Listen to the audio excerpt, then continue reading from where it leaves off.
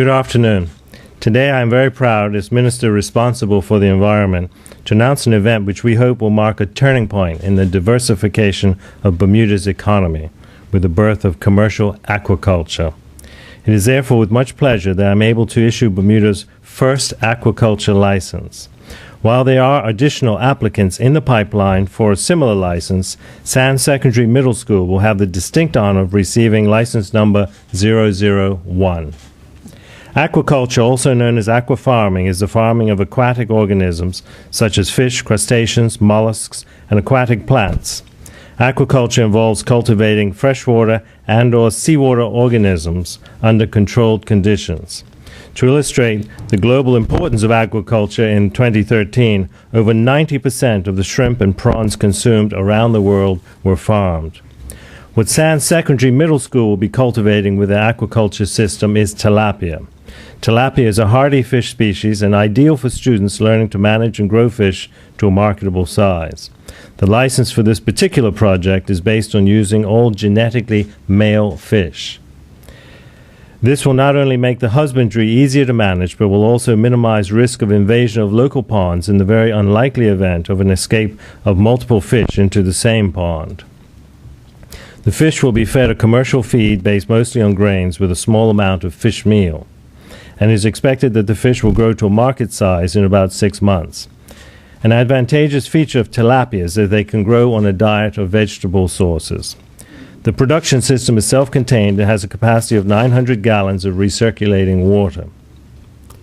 So as water circulates between two 6-foot diameter circular tanks positioned side by side, it is filtered in 2 stages to remove solids and dissolve gases. The tank water is oxygenated using compressed air. A member of the Marine Resources Board has generously donated a standby generator to protect against the risk of power failure, which would stall the system and eventually cause the death of the fish. So thank you to that kind person for that generous donation. This small pilot-scale system will be incorporated as an enrichment initiative to the science curriculum at the school. But many other learning activities can be built around an aquaculture system like this one, including mathematics, language, entrepreneurship, and more.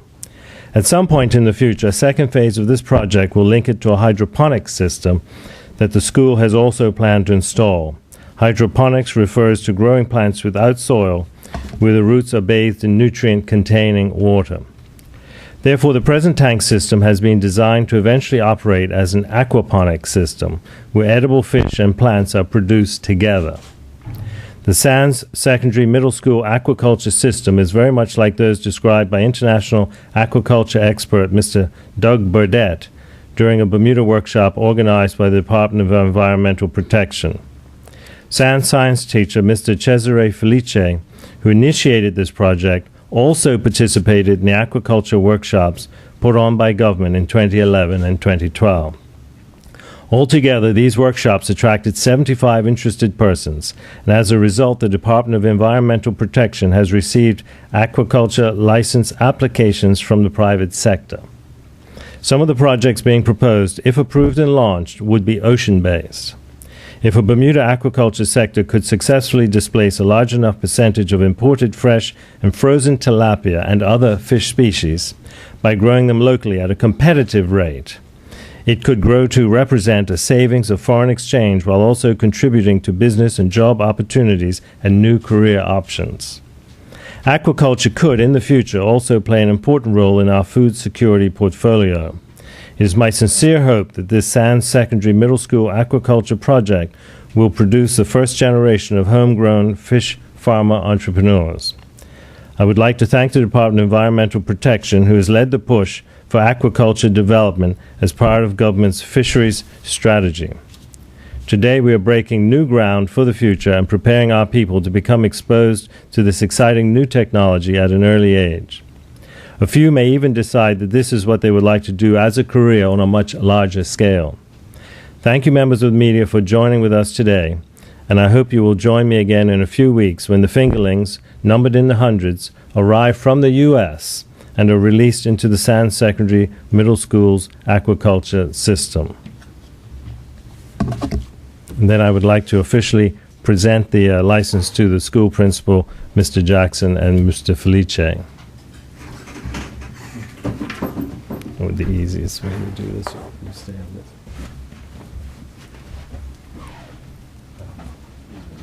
That's how we do this.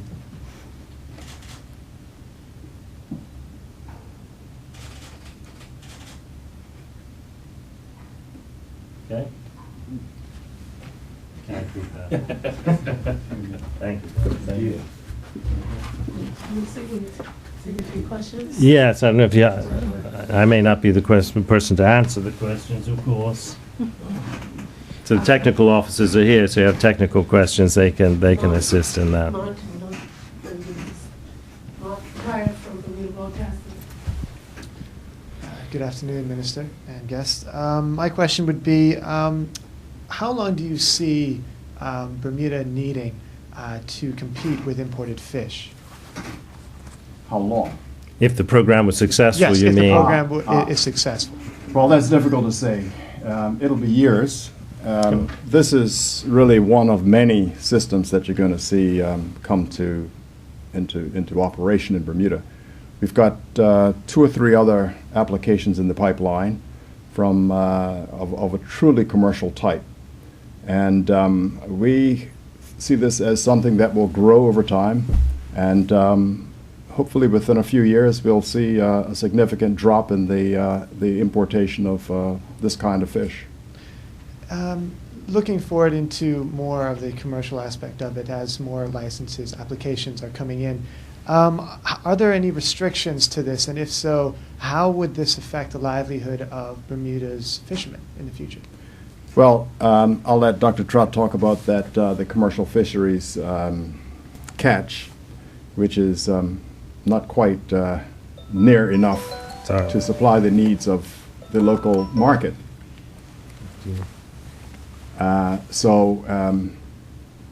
There's no chance here of competition. There's no competition here at all. Plus, tilapia is a different kind of fish than a grouper or a. So what we're looking at is displacing, first and foremost, that product from being imported into Bermuda. That would be our first goal. You want to speak about the catch or commercial catch?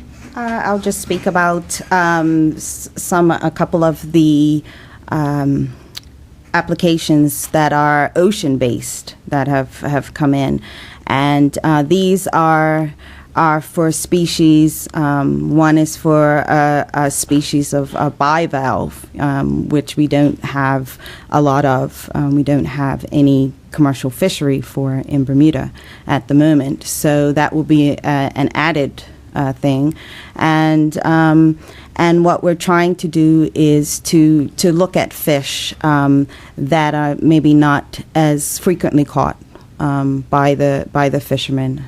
So again, as Dr. Ming said, so we won't be displacing them, but adding to the variety that is available in the island. Okay. Okay, Charles, did you have anything? I guess Hold on, Charles, let me go.